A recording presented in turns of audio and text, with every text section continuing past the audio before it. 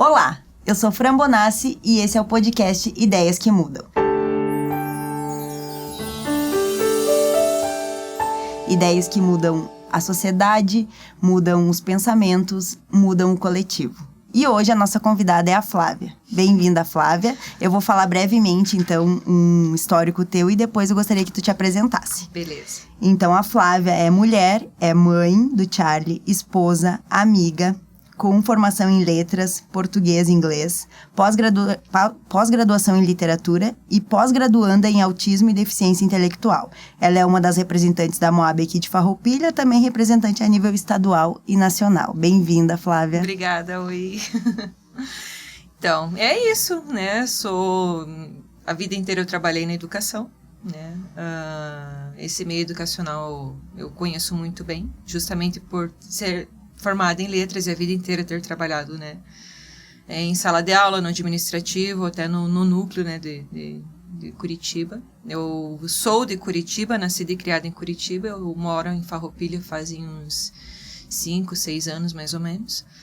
E aqui a gente fincou raiz, não adianta, né? Então, hoje a gente vai debater um pouquinho, falar da nossa maternidade atípica, que é uma coisa em comum que nós temos, né? Mas eu queria começar te perguntando, qual que é a importância que tu acha da gente debater a questão do autismo agora no Abril Azul, mas não só no Abril Azul, como também em todos os outros dias, porque quem vive o espectro vive todos os dias, né? Nossos filhos, também nós como mães, então eu acho que a gente precisa estar sempre reafirmando isso. Qual que é a importância que tu acha? A importância total, né? Porque é importante que tenha um olhar voltado, porque muita gente, com o trazer das informações, acaba parando para perceber, né? As características dos filhos, né? Acaba tendo mais informação e correndo atrás. Então, tá, tudo bem, é só um mês por ano, mas que bom que ele existe. Já imaginou se nem isso a gente não tivesse? Então, graças a Deus, a gente tem muita informação ao alcance do celular, ao alcance de uma tela, ao alcance de um computador, e hoje é difícil a pessoa que não tem acesso a uma internet. E muitas das informações que a gente tem hoje, quando eu tive as minhas primeiras desconfianças com relação ao meu filho, foi na internet que eu fui pesquisar em primeiro lugar, para ver se tinha fundamento, se não tinha fundamento, o que poderia ser. E aí depois eu fui até o pediatra levar, né, minhas dúvidas, minhas observações. Então eu acho extremamente relevante que tenha esse mês. Mas para quem vive o espectro autista é o ano inteiro. Então tudo começa pelo abril, né? Pelo 2 de abril. Mas a gente não pode esquecer que também tem em junho, né? O Dia do Orgulho Autista. E a gente precisa levar essa informação e se puxar o ano inteiro, né? Com certeza, até acho para que a gente consiga, na verdade, né, passar para as pessoas que o autismo não tem cara, que qualquer criança ali que apresenta esses sinais que os nossos filhos apresentaram quando a gente identificou, né? Por exemplo, a minha filha, ela não fazia contato visual, ela não tinha interesse por outras crianças, ela não olhava quando a gente chamava o nome dela. Então, ela tinha várias coisas que a gente começou a identificar, né? E eu acho que a família, os pais, né? Não só as mães, que a gente fala, mãe... Os pais têm que identificar, têm que ter um olhar atento para as crianças, né? Porque quanto antes diagnosticar, mais cedo tu vai conseguir entrar com as terapias, né? E conseguir dar uma qualidade de vida para essa criança melhor, para compreender ela, né? As dificuldades. Total, porque assim... é uma gama de características. Então, não é porque o meu é assim que o outro vai ser também. E é uma coisa que às vezes gera discussão até nos próprios grupos, né, de mães. Porque, isso aí não é autismo, porque o autismo do meu filho, gente, é um espectro, não significa que seu filho vai ter todas as características, né? O meu, por exemplo, eu fui atrás do médico porque ele tinha atraso na fala. Quanto menor a criança, mais sutil os indícios, né? Então, assim, a gente não está preparado para perceber, a gente não está olhando a criança ali no desenvolvimento, no dia a dia, procurando o que tem de errado. É uma criança que está aprendendo, é normal ela fazer algumas coisas que não convém. É desenvolvimento, é normal, e a gente não tem esse preparo para estar, né? Então, o que acontece?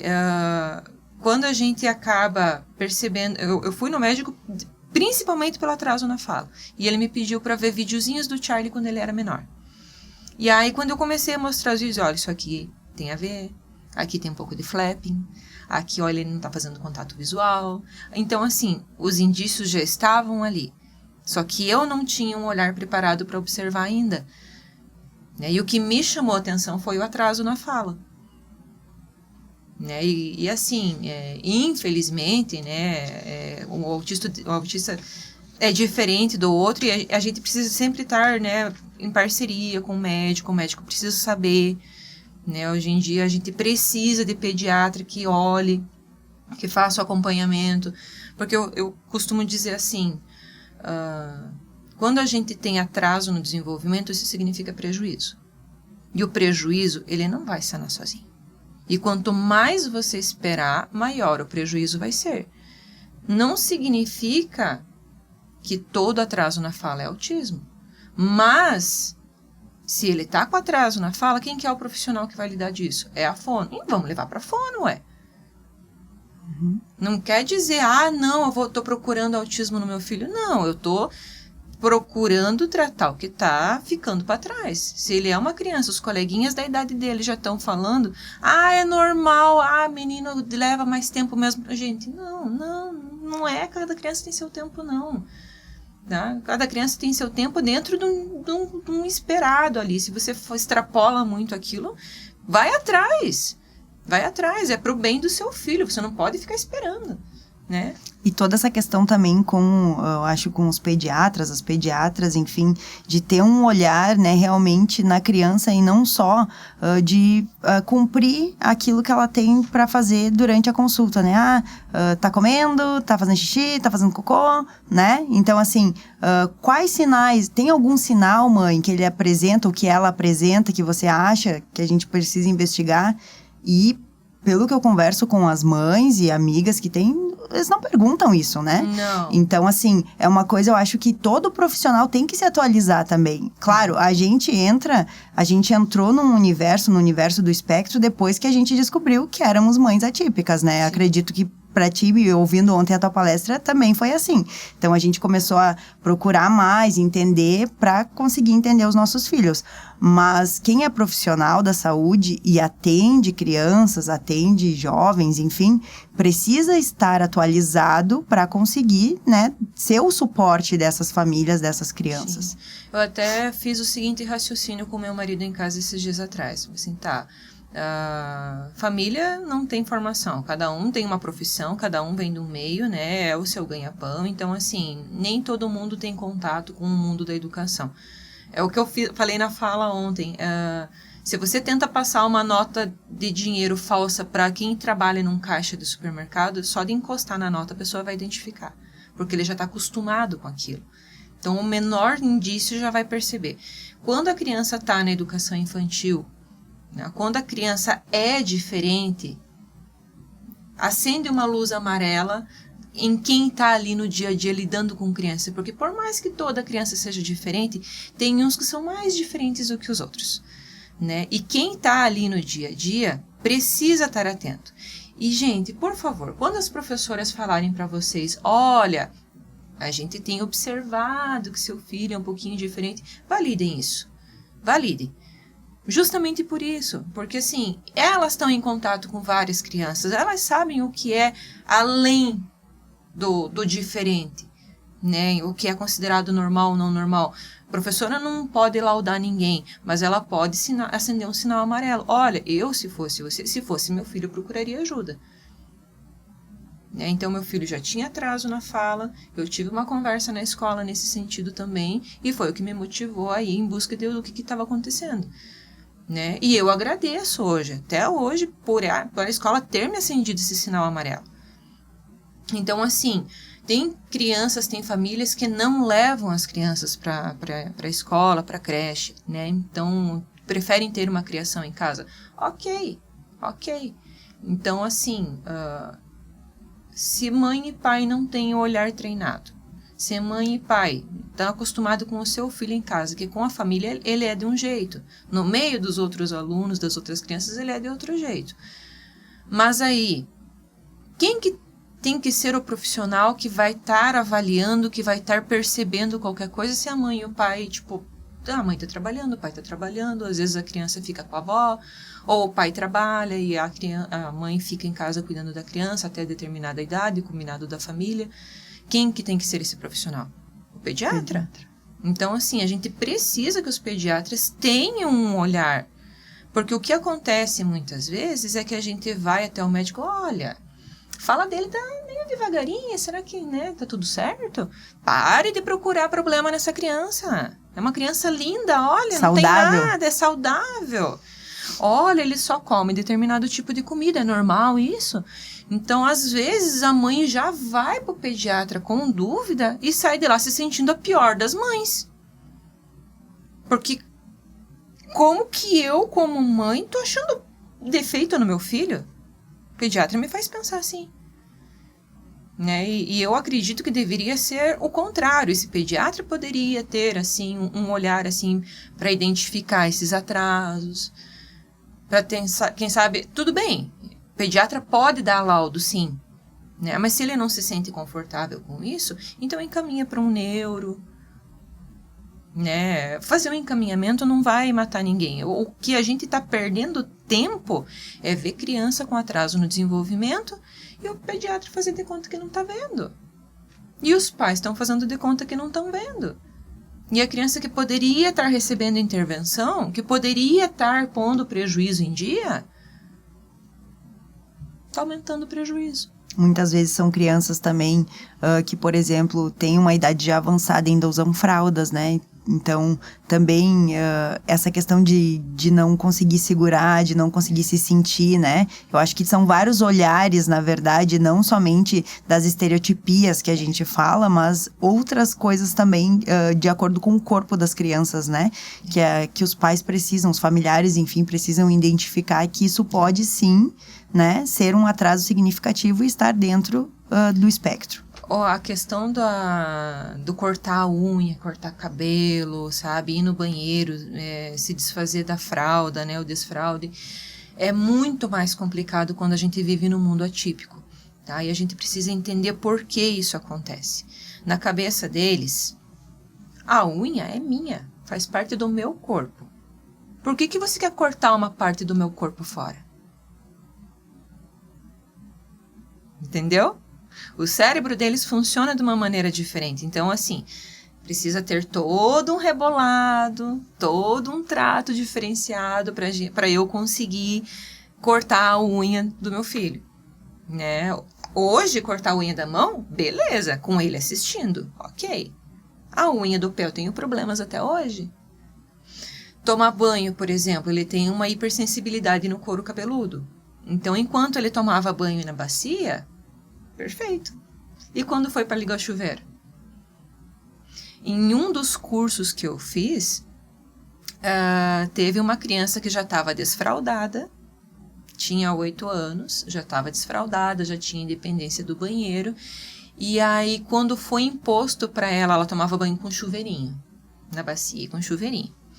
E quando foi imposto para ela que fosse ligado o chuveiro, que as gotas do chuveiro começaram a cair na cabeça, ela começou a regredir e os pais não souberam identificar. Toda vez que era a hora do banho, a criança entrava em crise. Só que tomou uma proporção assim, que a criança começou a não entrar mais no banheiro para fazer as necessidades. Ela teve que voltar para a fralda. Toda vez que chegar, que ela via a mãe pegando a toalha, ela começava a se debater, ela começava a entrar em crise, até que um dia, essa criança acabou pulando da cama e esfolou o joelho. Ai, meu Deus, sangrou, olha aqui, vamos fazer um curativo e tal. E o que o cérebro dessa criança registrou? Se eu cair e me machucar, eu fujo do banho. No outro dia, ela entrou em crise de novo. E tratou de esfolar o outro joelho. Então, todo dia ela entrava em crise, ela pulava, ela fugia, ela se debatia, ela se agredia e até sair sangue. Um dia ela bateu a cabeça, saiu sangue da cabeça. E, em vez de ir para o banho, ela foi para o hospital. E o que o cérebro dela está registrando? Se eu me machucar, eu fujo do banho. E está dando certo. E só aí, como que eles identificaram que era o banho? Assim, Eu até vou falar o nome da profissional que foi num dos cursos que eu fiz e ela conta a história. A Maíra Gaiato. Tá? Essa criança chegou com 8 anos amarrada numa camisa de força, usando capacete no consultório dela, com os pais desesperados porque não sabiam mais o que fazer. Desde a primeira vez que eles ligaram o chuveiro na cabeça dessa criança até o momento que ela entrou no consultório, se passaram 6 meses. E a criança regrediu nesse tanto. Veja, independente, usava o banheiro, né? Para chegar amarrada numa camisa de força, porque ela queria se agredir só de olhar a porta do banheiro. E aí ela fez todo um trabalho de dessensibilização. Ela levou mais 6 meses para tirar isso dele, mas ela conseguiu. Então, assim, foi aos pouquinhos, né? Vamos tentar tirar o capacete sem ele se agredir. Vamos tirar a camisa sem ele se agredir. Banho de lenço umedecido. E sempre com coisas agradáveis, para ele ir perdendo o medo, para ele voltar a gostar da água. Aí, assim, chegar perto da porta do banheiro, ela pegava o que ele mais gostava na vida, que era um carrinho amarelo que ele tinha hiperfoco. Você quer o carrinho? Sim, vem aqui, na porta do banheiro pegar. Ele olhava o banheiro, olhava o carrinho, olhava o banheiro. Daí ela percebeu, tem um limite, ele ainda não tá conseguindo chegar. Então, ela foi, assim, 30 centímetros mais pra frente. Aí ele conseguiu vir. Aí no outro dia, o mesmo carrinho, ela foi um pouquinho mais para trás, até que ele conseguiu chegar na porta do banheiro. Aí, de novo, abri a porta do banheiro. E ele era não oralizado? Oralizado. Oralizado e não conseguia falar que aquilo gerava crise nele. Na hora do desespero, eles não pensam, eles não raciocinam. É desesperador, assim, eles fazem tudo o que eles sabem que eles podem para fugir daquela situação. Então, graças aos cursos que eu fiz e aos exemplos que os professores trazem, são terapeutas, são pessoas que se dedicam para isso, né? A gente vai aprendendo como o cérebro deles funciona, vai tendo exemplos, né, como esse que eu acabei de falar. Então, não adianta passar por cima da criança. Se ela entrou em crise, é porque alguma coisa aconteceu que ela se sentiu agredida. Alguma coisa aconteceu ali que passou do limite dela. Eu preciso parar, analisar o que veio antes, o que eu fiz de diferente para desencadear naquilo. Né? Então, todo dia a gente tem que fazer uma análise do que está dando certo, do que está dando errado. Porque se deu errado e ela conseguiu o que ela queria, né, com essa crise, a tendência é que ela vá repetir. Então, agora a gente vai para o quadro Francamente. Então, Flávia, agora também, assim, eu queria te ouvir e também compartilhar um pouco dessa questão da sala de espera das terapias, né? Que nós, como mães, então, a gente enfrenta muitas salas, né, de espera e, assim, ao invés, muitas vezes, de trocar uma informação, de ter trocas, de ser acolhida, muitas vezes a gente tem um julgamento também na sala de espera de outras mães, querendo muitas vezes competir, mas meu filho faz isso, o teu não faz, né? E eu queria conversar sobre isso contigo, ver, assim, o que a gente poderia fazer, na verdade, quem cuida de quem cuida, né? A gente deveria ser suporte uma das outras para que a gente conseguisse, para que ficasse um pouco mais leve, né? Essa questão do cuidado, essa questão da maternidade atípica que por muitas vezes nos desgasta mentalmente, né? E nós somos seres humanos, então demanda muito mais da gente. Eu sou mãe típica e mãe atípica.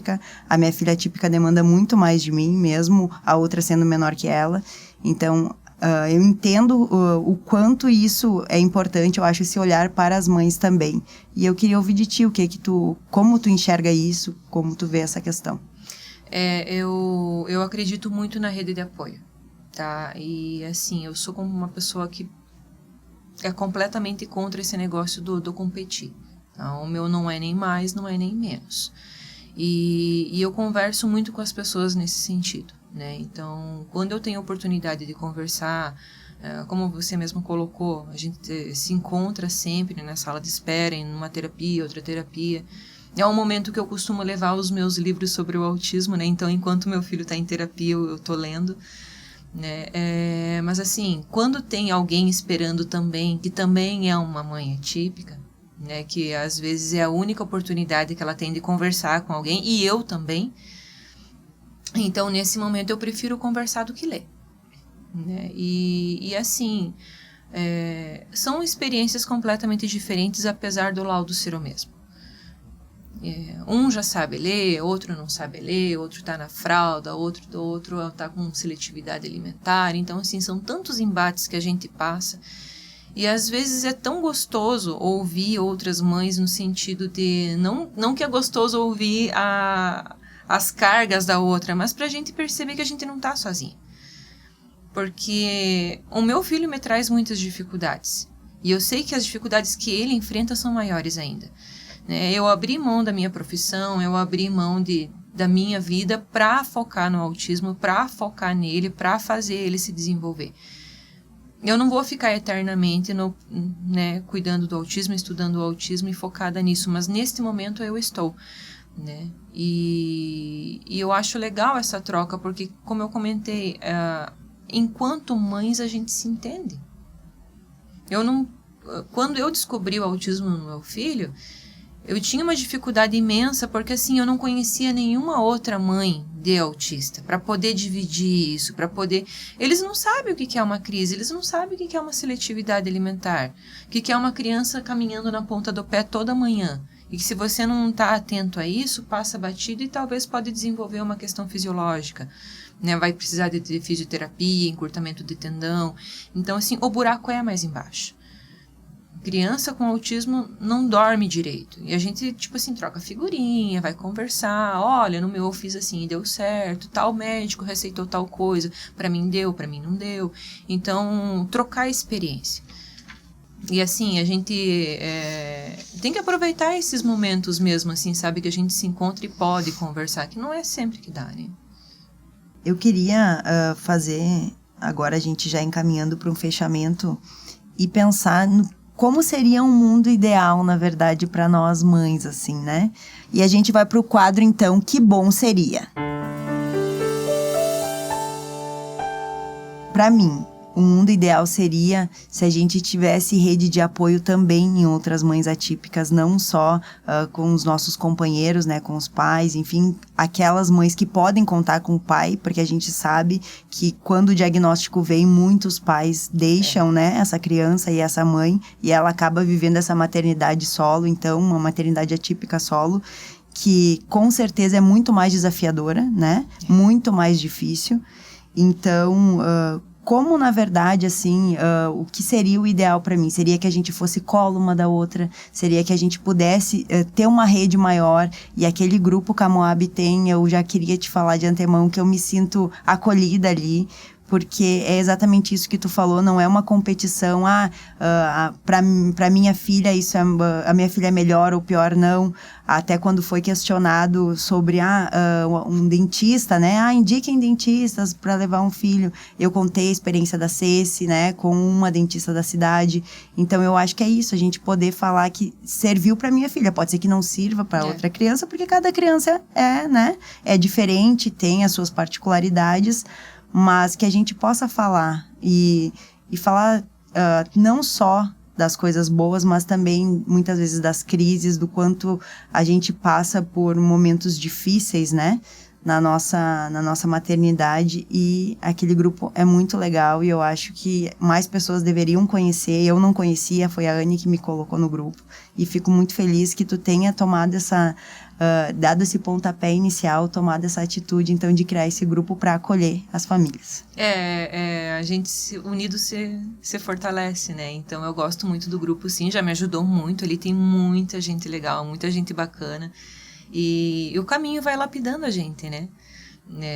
Quem começou o grupo foi a Daiane, né? Aí ela começou o grupo e ela acabou se afastando, porque ela disse que gosta de trabalhar mais sozinha. Então, tudo bem. Aí ela jogou para mim e para a Josi e a gente continuou.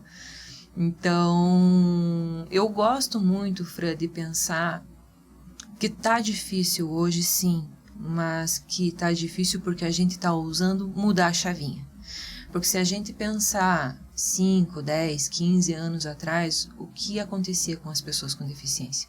Sim, eram colocadas em casa e não saíam, né? A gente vai para a MAFA hoje. Quanto autista adulto que não recebeu o tratamento quando era criança, que poderia ter feito toda a diferença. Uhum. E assim, os pais simplesmente não sabiam, não é culpa deles. Uhum. Então, hoje a gente tem acesso à informação. Por isso que hoje, para mim, é imperdoável pai e mãe ver filho com atraso e ficar esperando. Gente, por favor, não esperem. Vão atrás, nem que seja para olhar para a cara da professora e falar assim, eu fui no médico e não é. Mas não deixem os filhos sendo omitidos desse jeito. Né? Não deixe os atrasos ali aumentando, o prejuízo aumentando. Isso vai fazer mal para o teu filho, que é a pessoa que você mais ama na vida. Né? Então, como eu falei, há 10 anos atrás, essas crianças nível moderado e severo iam ficar em casa. Trancado em casa. Aí iam se tornar adultos e os pais iam chegar a uma determinada idade e iam falecer. E quem ia ser por eles? Que é o que está acontecendo hoje. Hoje nós temos pessoas com deficiência, não estou falando só de autismo aqui, estou falando de outras deficiências também, que elas estão com 40, com 50 anos, os pais estão com 70, e eles olham para mim e dizem, Flávia, a gente não tem o direito de morrer, porque a minha filha não tem irmãos, quem vai cuidar desse filho? Os meus irmãos têm a mesma idade que eu ou mais, e a gente simplesmente não tem com quem deixar. Aqui em Farroupilha não tem uma casa de repouso que aceite pessoas com laudo. E aí eu digo assim, Caxias também não tem. Bento Gonçalves também não tem. A mais próxima nossa fica em Vacaria.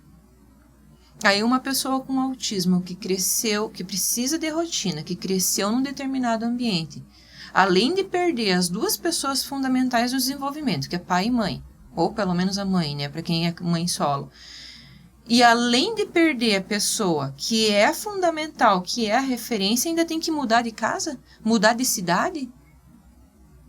E aí eu entendo assim que tem uma onda crescente de autistas, que a gente precisa se preocupar em tratar as crianças, mas a gente não pode esquecer que tem adulto. E ninguém tá vendo. E assim, a gente, graças a Deus, está mudando a chave. Hoje, se a gente tem criança com autismo, com deficiência intelectual, com Down ou com qualquer outra comorbidade, está sendo incluído. A gente está enfrentando inúmeras dificuldades na escola, mas é porque a gente está colocando eles na escola, coisa que antes não tinha. Uhum. A gente está abrindo essa porta, né? Por isso que está difícil. Uhum. E assim, daqui a 5 anos, eles já vão saber lidar. A nossa encrenca vai ter acabado, eu espero. Porque, assim, não é possível uma professora estar convivendo com tantas divergências, com tantas pessoas diferentes em sala de aula e não ter aprendido nada. Hoje está difícil, mas ela vai aprender. Por bem ou na marra. Ela vai ter que aprender como é lidar com uma criança especial.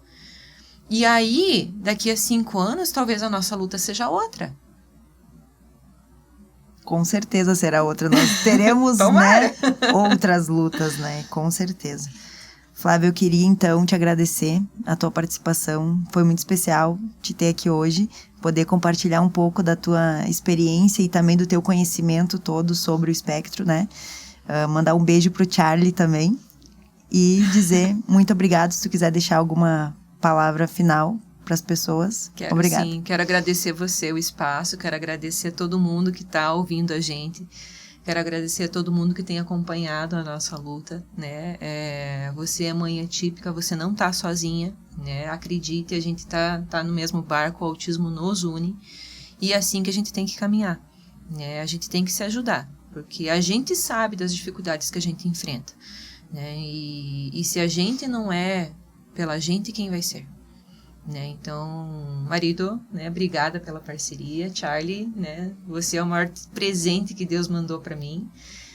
Você me transformou numa pessoa muito melhor e eu amo você, né? E é isso. E a gente tá aí. Continuamos lutando. Muito obrigada.